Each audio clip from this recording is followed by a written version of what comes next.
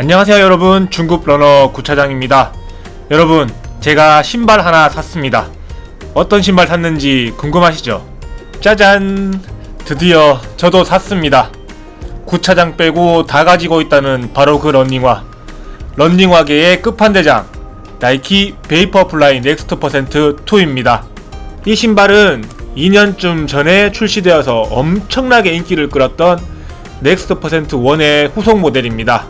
제가 이번에 구입한 넥스트 퍼센트 2는요, 가피와 신발끈을 좀 변경하고 가격도 무려 3만원이나 저렴한 26만 9천원에 출시를 했습니다. 나이키가 웬일로 가격을 낮췄네요. 넥스트 퍼센트 1 그리고 나서 출시된 알파 플라이까지 진짜 엄청나게 사고 싶었거든요. 그런데 그때마다 사고 싶은 마음을 꾹꾹 눌렀습니다. 주변에 보면 정말 하나쯤 다 가지고 있고 좀 뛴다는 분들은 전부 다 신고 있더라고요. 아마 저 빼고 다 가지고 있는 러닝화가 아닐까 뭐 그런 생각까지 드는데요. 제가 그 신발을 지금까지 구입하지 않았던 이유가 두 가지가 있습니다. 첫 번째는 과연 이 최상위급 러닝화를 중급 러너인 내가 소화할 수 있을까? 내가 가진 러닝 실력으로 이 신발이 가진 특성을 100% 사용할 수 있을까에 대한 의문 때문이었습니다. 이 신발은 가볍고 탄성이 좋은 카본 플레이트가 적용되어 있습니다. 스피드를 내기 적합하게 만든 신발인데요. 빠르게 달려봤자 4분 30초 페이스 언저리에서 달리는 제가 과연 이 신발을 신어도 될까? 이 신발은 고급 러너들을 위한 그런 신발이 아닐까? 뭐 그런 생각 때문에 구입하기가 망설여지더라고요. 두 번째는 가격입니다. 넥스트 퍼센트 1은 29만 9천원, 그리고 알파 플라이는 그것보다 비싼 31만 9천원에 출시가 되었습니다. 그리고 다른 나이키 러닝화하고 다르게 싸게 구입하기도 힘들더라고요. 아니, 그 돈이면은 일반적인 러닝화 3개를 살 수 있는데 차라리 저렴이 러닝화 3개를 사는지 낫지 않을까? 30만원이면 한 달 반 용돈을 전부 쏟아 부어야 되는데 과연 그만한 가치가 있을까? 이런 생각이 많이 들었습니다. 네, 맞습니다. 비싸가지고 못 샀습니다. 사실 넥스트 1하고 알파 플라이를 구입해서 배송까지 받았습니다.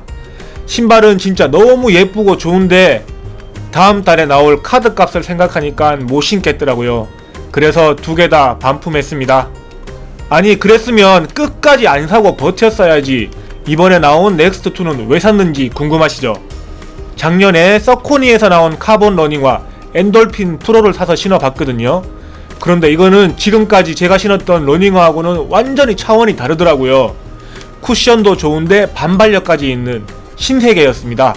넥스트나 알파를 신는 분들 얘기를 들어보면 엔돌핀 프로보다 더 좋고 러닝화계의 끝판대장이다, 이런 얘기가 많았습니다.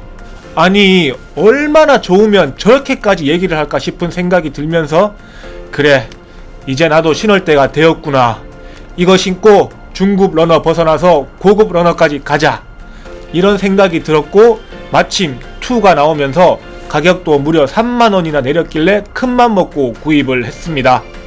우선 외관을 한번 살펴보겠습니다. 일단 예쁩니다.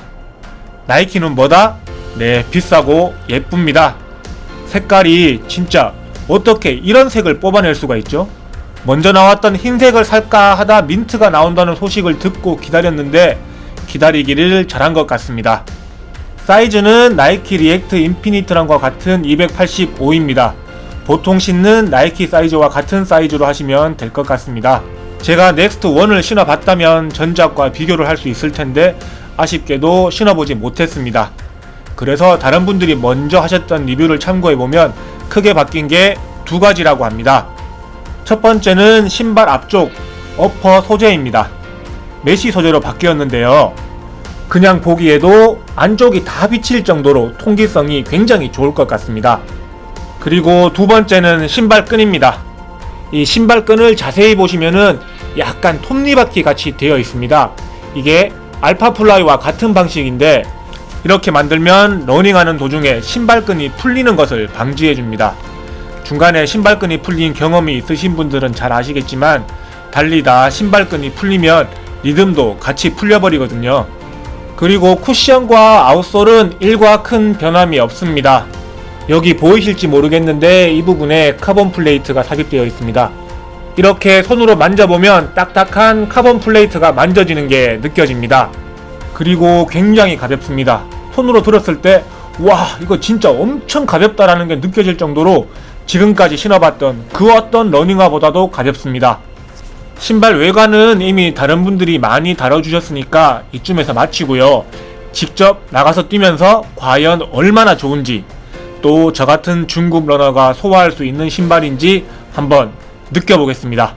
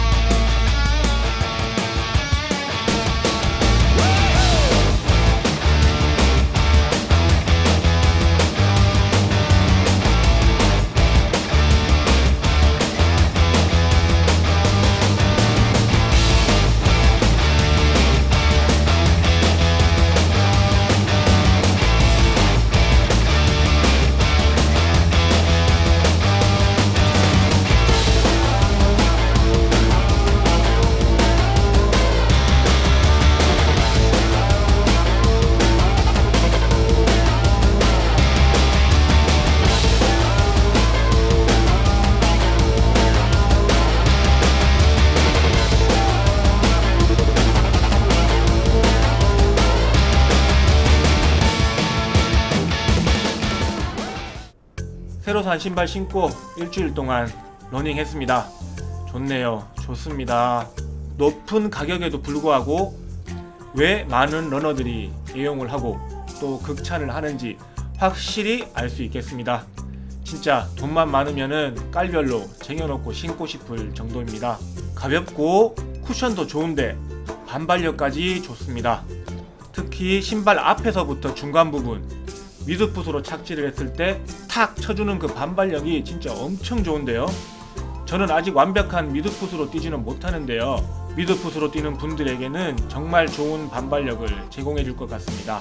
신기 전에 안정성에 대한 부분을 좀 걱정했었는데 우려할 정도는 아니더라고요. 그런데 사실 제가 엔돌핀 프로로 카본 런닝화를 한번 경험해 봤잖아요. 엔돌핀 프로 처음 신었을 때는 진짜 우와 뭐고 이거 막 그런 느낌이면서 지금까지 느껴보지 못한 쿠션과 탄성에 진짜 감탄을 했었거든요.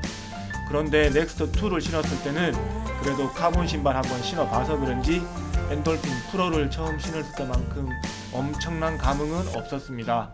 자동차를 예를 들면 모닝 타다가 K5 타면은 우와 차 진짜 넓고 좋네 이런 생각이 드는데 K5 타다가 K7 타면은 뭐 조금 더 넓고 좋긴 한 것 같은데 뭐 특별한 건 없네? 그렇게 느껴지는 것과 비슷한 느낌인 것 같습니다. 그래도 두 신발을 비교하자면은 먼저 신어봤던 엔돌핀 프로보다는 넥스트 퍼센트가 쿠션, 반발력, 안정성 모두 더 좋고 저한테는 더 잘 맞는 러닝화인 것 같습니다. 뭐 어떻게 보면은 가격 차이가 나니까 당연한 얘기일 수도 있겠네요. 특히 안정성에서는 엔돌핀 프로보다 확실히 한 수 위였습니다.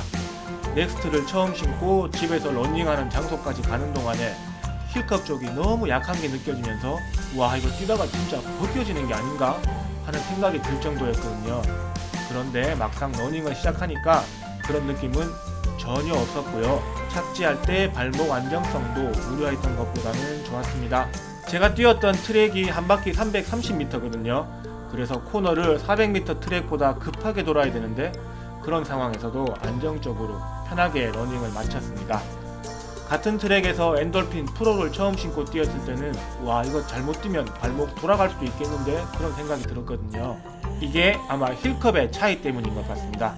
그냥 보기에는 둘 다 얇고 약해 보이는데 엔돌핀 프로는 손으로 누르면 힐컵이 쑥쑥 들어가는 데 비해서 넥스트2는 이렇게 눌러봐도 어느 정도 지지를 해주는 것을 알 수 있는데요.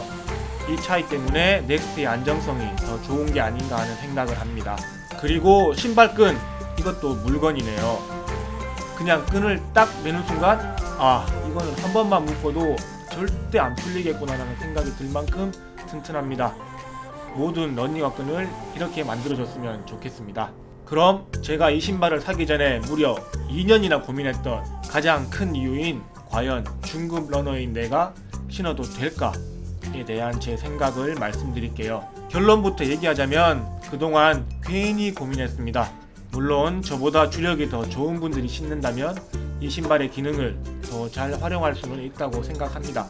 그래도 어느 정도 주력이 있다면, 제가 생각하는 기준은 10km를 55분 전후에 뛸 수 있다면 이 신발 신고 뛰어도 좋을 것 같다는 생각이 듭니다.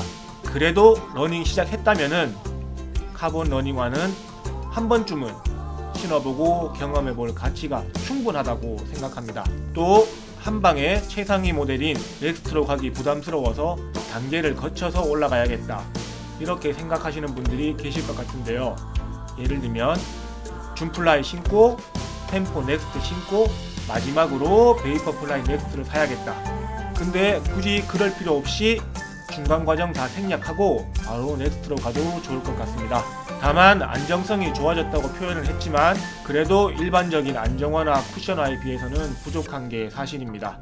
그래서 초보분들은 쿠션화나 안정화 신고 연습을 많이 하셔서 어느 정도 주력이 갖춰진 다음에 신는 게 부상 예방에도 도움이 될 것 같다는 생각입니다. 가격에 대한 부담만 없다면 여러 개 사서 조깅할 때도 신고, 장거리 뛸 때도 신고, 인터벌 할 때도 신고, 대회 때도 신고, 그렇게 신고 싶지만 그러기에는 사실 가격에 대한 압박이, 그래서 제가 갖고 있는 카본 러닝화 2개는 아껴 신으려고 합니다. 제가 이번에 구입하고 리뷰를 준비하는 동안에 새로운 컬러가 또 출시되었더라고요. 이것도 엄청 예쁜데 서윤이 엄마 어떻게 한 개도 안 되겠나? 뭐라쳐 씨부리 쌌노. 그래서 오늘의 결론을 종합해 보자면, 첫 번째, 가벼움과 쿠션 그리고 카본의 반발력, 거기에 안정성까지 어느 정도 갖춘 러닝화다. 두 번째, 가격에 대한 부담만 없다면 여러 개 사서 이것만 신고 뛰고 싶다. 세 번째, 저처럼 살까 말까 고민하고 있다면 그냥 사세요.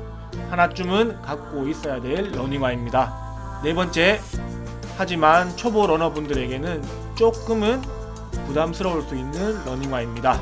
마지막으로 이 카본 러닝화에 맞들이면 다른 건 못 신을 것 같다는 불길한 예감이 듭니다. 제가 준비한 나이키 베이퍼 플라이 넥스트 퍼센트 2에 대한 리뷰 영상은 여기까지입니다. 영상이 도움이 되셨다면 좋아요와 구독도 부탁드릴게요. 지금까지 중국 러너 구차장이었습니다. 감사합니다.